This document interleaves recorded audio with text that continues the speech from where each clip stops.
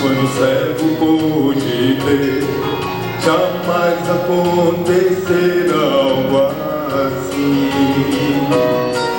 E todos se assustarão quando o morto reviver, testemunhar o que aconteceu. E assim se constatou que Deus agora, o Criador do mundo, estava ali. Aproveite o tempo em adorar a este, que prodígios e milagres vai fazer. Adorar o Senhor Deus, e sinta sua presença entre nós, nos estendendo as mãos para dar graça e amor. Ele quer te conhecer, não existe outro que o ame assim, tão o Senhor. Sente as maravilhas do Senhor, o seu mover, resposta para as minhas petições. Diante de meus olhos, o possível aconteceu. O toque do Senhor me convenceu. Mesmo quando eu deixei passar a glória, o Criador do mundo estava lá. Ele estava operando em minha vida. Ele lembrava de a Ele agradecer. Agradecer pelo que Ele é. Adorai o Senhor Deus e sinta sua presença entre nós, nos estendendo as mãos para dar graça e amor. Ele quer te conhecer, não existe outro que o ame assim, não o Senhor Deus. E sinta sua presença entre nós, nos estendendo as mãos para dar graça e amor. Ele quer te conhecer, não existe outro que o ame assim, não o Senhor, não o Senhor, não o Senhor.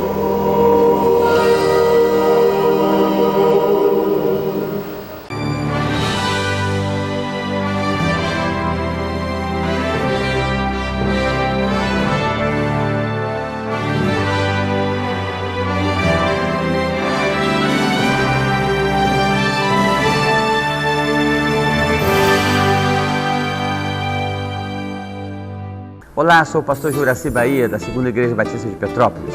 Este é o programa Novo Amanhecer e vamos estudar a Palavra de Deus, vamos ouvir louvores e este programa será, cremos, uma inspiração à sua vida. Aproveito para convidar você para estar conosco todos os domingos, às 9 da manhã e às 7h30 da noite.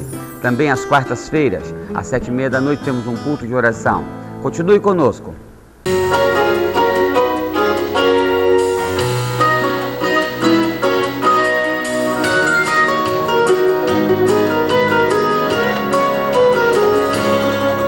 Ficaram tão surpresos quando o cego pôde ver, jamais acontecerá algo assim. E todos se assustarão quando o morto reviver, testemunhar o que aconteceu. E assim se constatou que Deus agora, o Criador do mundo, estava ali. Aproveite o tempo em adorar a este, que prodígios e milagres vai fazer.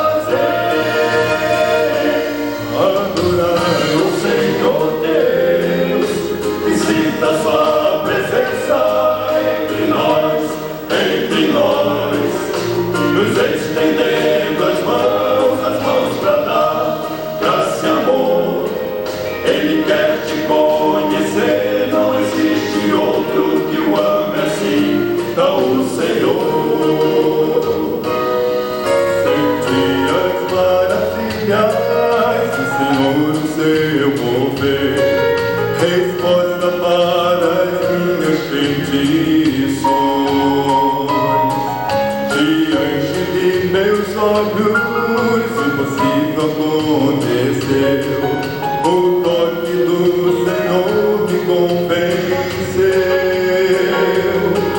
Mesmo quando eu deixei passar a glória, o Criador do mundo estava lá. Ele estava operando em minha vida. Ele dava dia a ele agradecer pelo que ele é. Adorai o Senhor Deus e sinta sua presença entre nós, nos estendendo as mãos pra dar graça e amor. Ele quer te conhecer, não existe outro que o ame assim, não o Senhor Deus. E sinta sua presença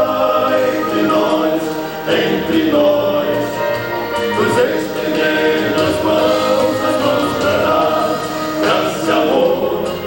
Ele quer te conhecer, não existe outro que o ame assim, não o Senhor, não o Senhor, não o Senhor.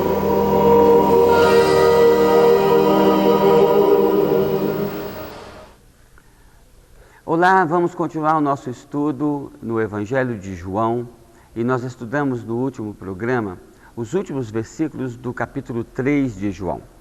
Agora eu quero convidar você para fazermos a leitura dos primeiros versículos do capítulo 4. É uma história muito bonita e talvez um pouco longa em termos de texto, e só isto já é algo bastante interessante. É impressionante como a Bíblia trata os pontos, a relevância que a Bíblia dá aos pontos. Estou lendo um livro com muitas páginas, centenas de páginas, sobre a criação do mundo. O nome do livro é Mostre-me Deus. E bastante interessante, mas é impressionante como que os cientistas, os intelectuais, os professores, eles conseguem escrever milhares e milhares e milhares de páginas sobre um átomo, sobre uma pequenina fração de alguma coisa. E a Bíblia toda é bastante interessante ao dividir, ao dar ênfases muito diferente das nossas aos assuntos. Por exemplo, toda a criação do mundo, tudo veio à existência narrado em poucos versículos, lá em Gênesis capítulo 1. Capítulo 1, 2 e 3, você vê que Deus consegue colocar toda a criação em poucas palavras. Agora, a gente percebe a história de uma mulher simples, com quem os judeus nem conversavam, que foi pegar água. É uma rotina do dia a dia, um detalhe, é como se fosse fazer um café ou lavar as vasilhas do almoço, é uma rotina do dia. E a Bíblia, então, separa uma grande porção de texto para cuidar desse assunto. O que eu aprendo com isto? Que a Bíblia ela é muito prática, ela tem a ver com os assuntos que eu preciso. A Bíblia é muito para mim. É um desperdício muito grande para as pessoas que não leem a Bíblia, que não estudam a Bíblia, que não refletem nos textos da Palavra de Deus. Então, venha comigo, vamos fazer essa leitura e vamos refletir juntos sobre esse capítulo 4 de João, porque se Jesus, se Deus, se o Espírito Santo separou tanto espaço para essa história e separou apenas algum espaço para toda a criação do mundo, talvez esse assunto seja mais importante para mim e para você do que toda a criação do mundo, como o mundo foi criado e todas as nossas curiosidades a respeito se é evolução, se não é evolução, essa preocupação toda talvez realmente interesse menos à sua alma e à minha do que uma história como esta. Então, olhe só, escute e veja a leitura desse texto.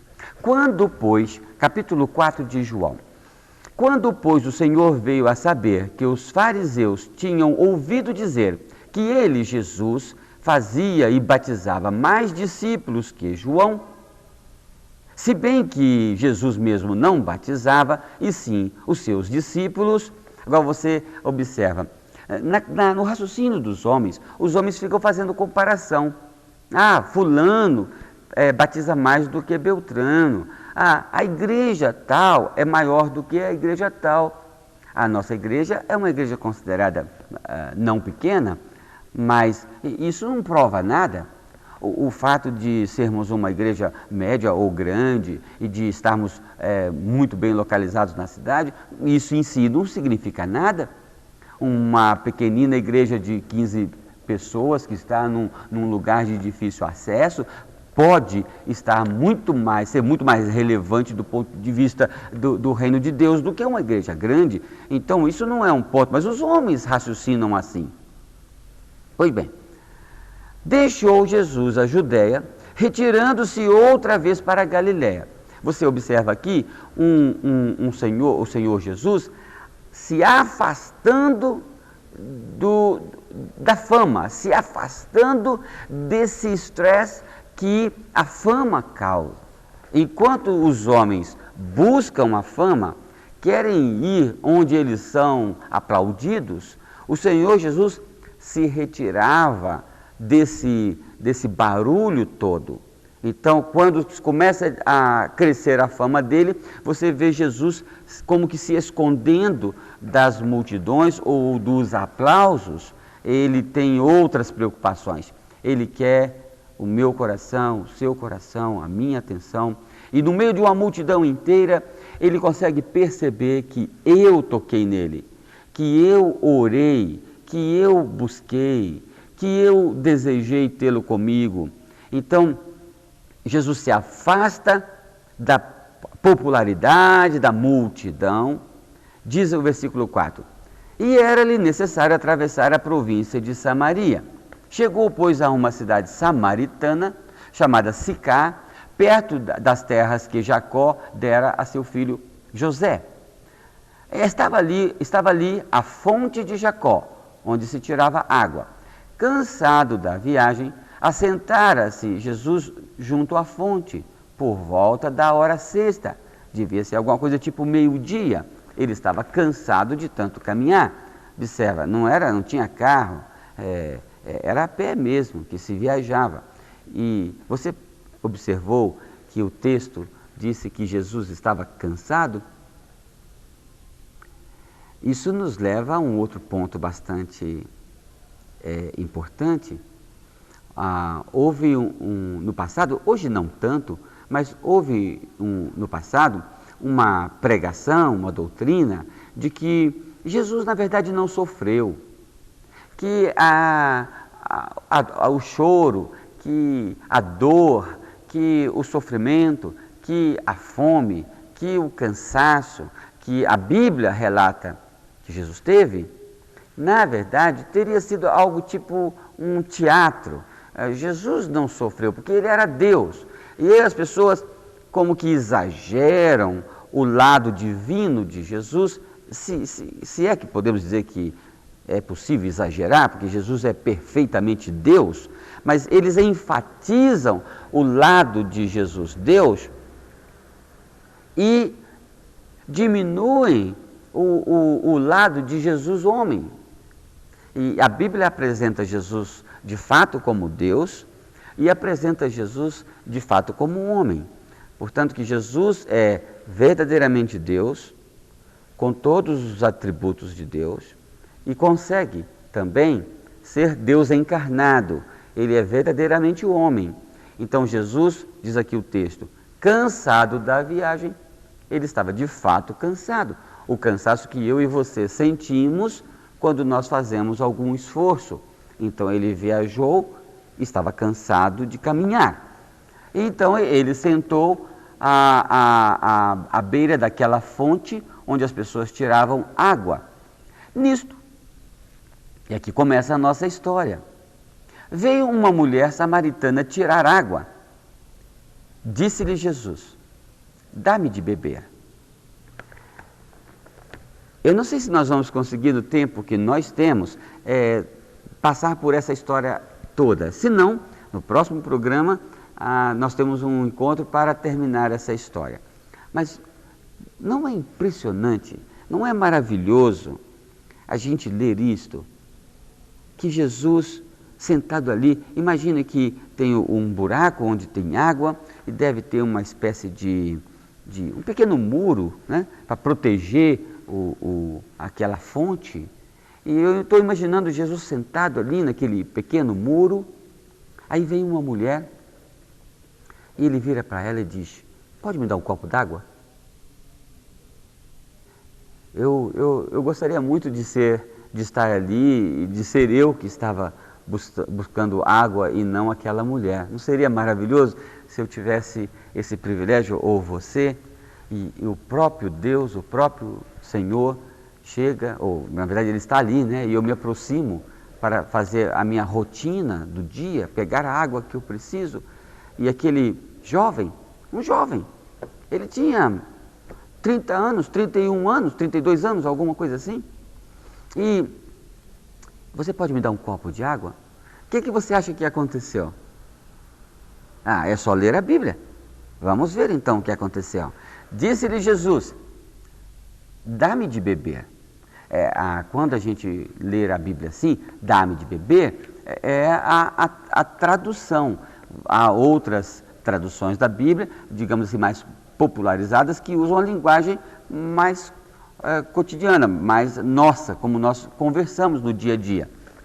Então, se fosse usar a nossa linguagem, seria mais ou menos assim: pode me dar um copo d'água? Pois seus discípulos tinham ido à cidade para comprar alimentos. Você lembra, Jesus fazia suas viagens acompanhado dos seus discípulos.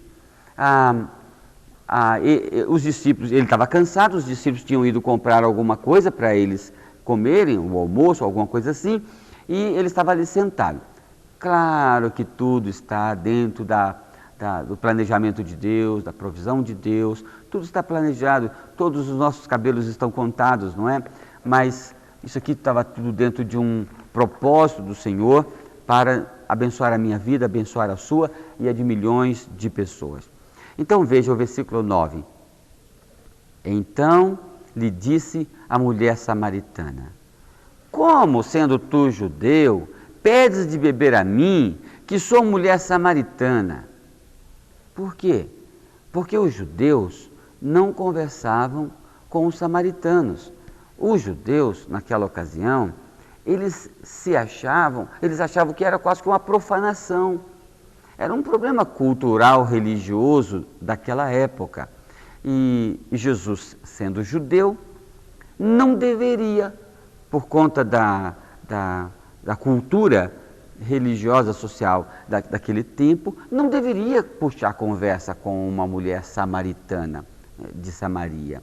Então ela ficou espantada. Normalmente ela pegaria o seu jarro, o seu galão, na nossa linguagem, ela iria lá, pegaria a água, não falaria uma palavra, às vezes, provavelmente, nem olharia para aquele senhor, aquele jovem senhor que estava ali perto, porque não era adequado isto, retiraria a água que precisava, voltaria pelo seu caminho, caladinha.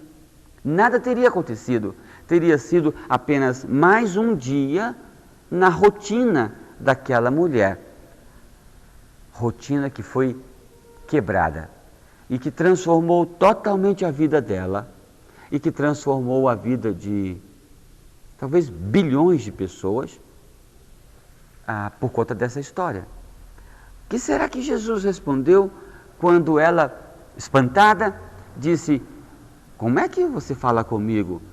Como é que você fala com a mulher samaritana se você é um judeu? Porque os judeus não falavam com os samaritanos. Replicou-lhe Jesus. O que você acha que ele respondeu? Não, é que eu estou com muita sede. Ele disse: se conheceras o dom de Deus, e quem é que te pede, dá-me de beber, Tu lhe pedirias e ele te daria água viva. Esse texto, meu amigo, ele é impressionante. Talvez um dos textos mais preciosos, mais ricos, em termos de nos levar a refletir sobre o desejo e o objetivo de Jesus para com as nossas vidas. Jesus puxou a conversa com aquela mulher. Ela, espantada, traz o assunto para uma questão cultural. A coisa mais óbvia que talvez eu e você faríamos é passar a discutir sobre a cultura. Não, isso é uma bobagem cultural, nós não podemos levar isso a sério e vamos agora conversar sobre a cultura, sobre os usos e costumes. Mas Jesus não caiu nesta, vamos dizer assim. Jesus disse, se você soubesse, se você conhecesse o dom de Deus, se você conhecesse as coisas de Deus, se você soubesse quem é que está aqui falando com você, se você tivesse ideia de quem é que está pedindo a você um copo de água, se você soubesse, se você entendesse, você lhe pediria e ele te daria água viva. O que Jesus está dizendo para mim e para você? Que se nós o conhecêssemos mais, nós faríamos pedidos mais adequados. Nossos pedidos, nossas orações são fracos, são simplórios e desperdiçamos bênçãos espirituais, grandes riquezas e valores, simplesmente pela nossa incapacidade, porque nós não percebemos quem é Cristo. Imagine se uma pessoa que está com fome encontra o homem mais rico do mundo e chega para ele e diz, será que o senhor pode me dar uma carona para ir até o lugar tal? Ora, aquele homem pode dar um carro, pode dar muito mais, mas o nosso desconhecimento do Cristo empobrece a nossa vida, empobrece os nossos pedidos, empobrece as nossas expectativas. Então Cristo aqui está nos provocando. Se você me conhecesse, se você soubesse quem eu sou, você faria pedidos perfeitos. Em outro momento ele vai dizer, vocês não recebem porque não pedem. Quando pedem, pedem mal. Pedem para gastar nas coisas terrenas, nas coisas desta vida. Se você soubesse como funcionam as coisas de Deus, e se você conhecesse a Cristo, se eu conhecesse a Cristo adequadamente, então eu faria pedidos perfeitos, pedidos melhores. Qual é o pedido mais perfeito? Senhor, dá-me a vida eterna. O ladrão na cruz fez esse pedido. Ao morrer, parece que quando estamos para morrer, finalmente nos damos conta do que é importante para a vida. Passamos a vida toda correndo atrás de coisas fúteis, de coisas sem valor. E quando nos tornamos conscientes de que esta vida terrena está chegando ao fim, então parece que somos melhores para pedir coisas mais relevantes. Então o ladrão na cruz virou para Jesus e disse, lembra-te de mim quando entrares no teu reino. Esse é um pedido, esse sim é um pedido fabuloso. E Jesus disse, hoje estarás comigo no paraíso. Atendeu o pedido. Jesus gosta de pedidos tipo, Senhor, concede-me a vida eterna. Senhor, perdoa os meus pecados. Senhor, dá-me o dom do Espírito Santo. Senhor, dá-me sabedoria para eu entender as verdades divinas. Mas em vez de pedir coisas assim, o que a gente pede? Senhor, dá que eu seja vitorioso naquela demanda judicial contra o meu vizinho. São essas coisas que a gente pede. Senhor, dá-me um novo emprego para ganhar mais dinheiro. E olha que alguns pedem mais dinheiro quando já tem comida, o que vestir, onde morar. E tudo que eles conseguem pedir a Deus, veja, já tem onde morar, já tem o que vestir, já tem o que comer. E os pedidos, os meus pedidos, se resumem em mais coisas, em mais coisas. Então, isso é porque nós desconhecemos o que Cristo pode fazer por nós. Quando nós passamos a conhecer mais a Jesus, nós achamos que é quase ofensivo resumir nossas orações em coisas pequenas, em coisas terrenas. Então, nós elevamos o padrão de nossa vida. Por isso que um dos aspectos da maturidade cristã é quando nós passamos a interceder mais em favor dos outros, menos em favor de nós mesmos. Passamos a tomar decisões em função de valores maiores da vida. Como são os seus pedidos? O que é que você tem colocado em suas orações? Jesus fala assim: se você me conhecer, se você conhecer o reino de Deus, você lhe pediria coisas maiores e ele te daria água viva. Que Deus possa nos abençoar.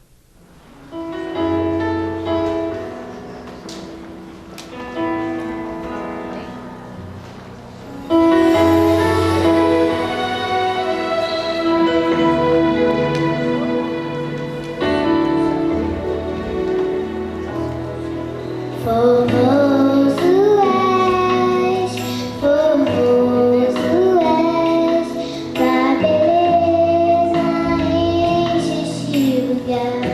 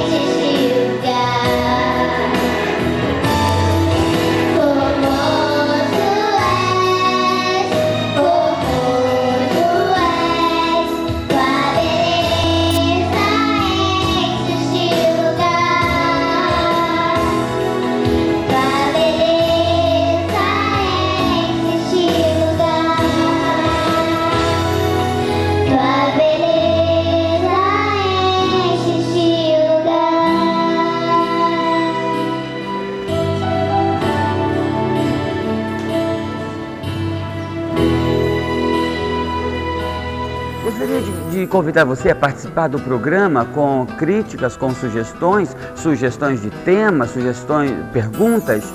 Então, mande um e-mail para cib@cibpetrópolis.org.br. CIB é SIB, de Segunda Igreja Batista. cib@cibpetrópolis.org.br. O telefone 2237-2525. Participe!